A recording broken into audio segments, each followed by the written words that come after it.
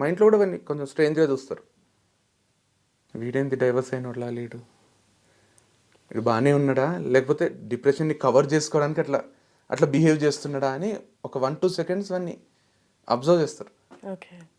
వానికే అనిపిస్తుంది ఒక్కోసారి నేనేమన్నా అబ్నార్మల్ బిహేవ్ చేస్తున్నానా, నేను కొంచెం బాధ మెయింటైన్ అంటే బాధ లేదని కాదు, బట్ వాడు ఇప్పటికి కాదు ఎప్పుడు చెప్తుండే నాకు కూడా. పీపుల్ సే దట్ బాధ పంచుకుంటే తగ్గుతుంది, బాధను పంచుకోవాలి అంటారు కదా. వాని వర్షన్ ఇది. వాడు ఏమంటాడంటే సంతోషాన్ని పంచుకోవాలి, మొత్తం అంతా వైబ్స్ అన్ని సంతోషం అయిపోతే ఎగ్జైట్ అయిపోతారు. బాధను ఎప్పుడు కూడా పంచుకోరాదు, వాని వర్షన్.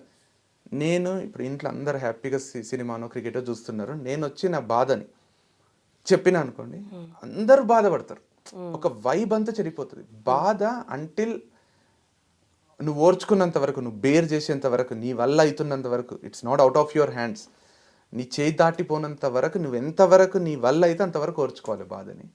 నా వల్ల కాదు అన్నప్పుడు బర్స్ట్ అయిపోయి చెప్పడం it's a good thing. But ప్రతి చిన్నదానికి పోయి లేదా ప్రతి దానికి పోయి నేను బాధ అవుతుంది అని చెప్పడం it's not a good thing అని వాడు ఎప్పుడో నాకు 5-10 years బ్యాకే మేము మాట్లాడుకుంటున్నప్పుడు ఒక వర్షన్ చెప్పాడు, నాకు నిజం అనిపించింది. సంతోషం పంచుకుంటే పెరుగుతుంది, బాధ పంచుకుంటే తరుగుతుంది అని ఒక ఫేస్బుక్లో కూడా రాసుకున్నాడు. అంటే వాని way of dealing with things అది. I'm totally different. నాకు ఏదైనా చిన్నదైనా పోయి I share it with my father, brother or mother, sister or my friends, couple of friends who are very close to me. చిన్నది ఏదైనా ఎఫెక్ట్ అయినా I simply go and tell them. Maybe స్వార్థం అనిపిస్తుంది. వాళ్ళ పాపం ఒక రోజు ఇంకా గుర్తుంది, వాని మ్యారేజ్ యానివర్సరీ జరుపుకుంటున్నాడు మా క్లోజ్ ఫ్రెండ్ ఒకడు.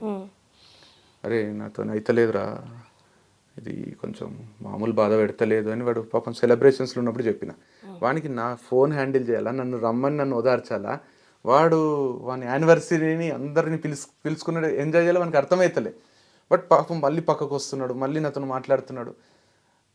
నెక్స్ట్ ఎప్పుడో చెప్పిండు ఒక 2-3 weeks తర్వాత, ఆ రోజు ఇట్లుండేరా సిచ్యువేషన్ అని. అప్పుడు అనిపించింది నాకు, అరే వంశీ చెప్పిందే కరెక్ట్ కదా.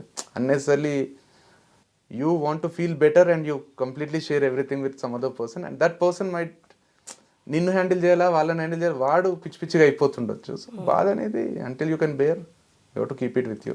So in Vamshi's thing also it's the same thing. Like I'm happy that he's coming out of it and he's trying to lead a good life, and same thing with Netra. Great. So both are very very matured అనిపిస్తుంది నాకు, because they are not trying to trouble each other.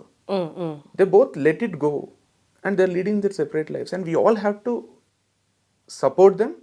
If we can't support them, we have to at least be silent కదా. Why are we poking so? And ఇంకొకటి నాకు అర్థం కాదు, వంశీ చేసిన తప్పేందో నాకు అర్థం కాదు. పర్సనల్ లైఫ్లో he got married, he got separated. ఇది వంశీ లైఫ్లో జరిగింది. Professional life, how is it related? Like నువ్వు ఇంకా నీతులు చెప్పకు, నువ్వు ఇక మోటివేషన్ ఇయ్యకు, నువ్వు ఇది చేయక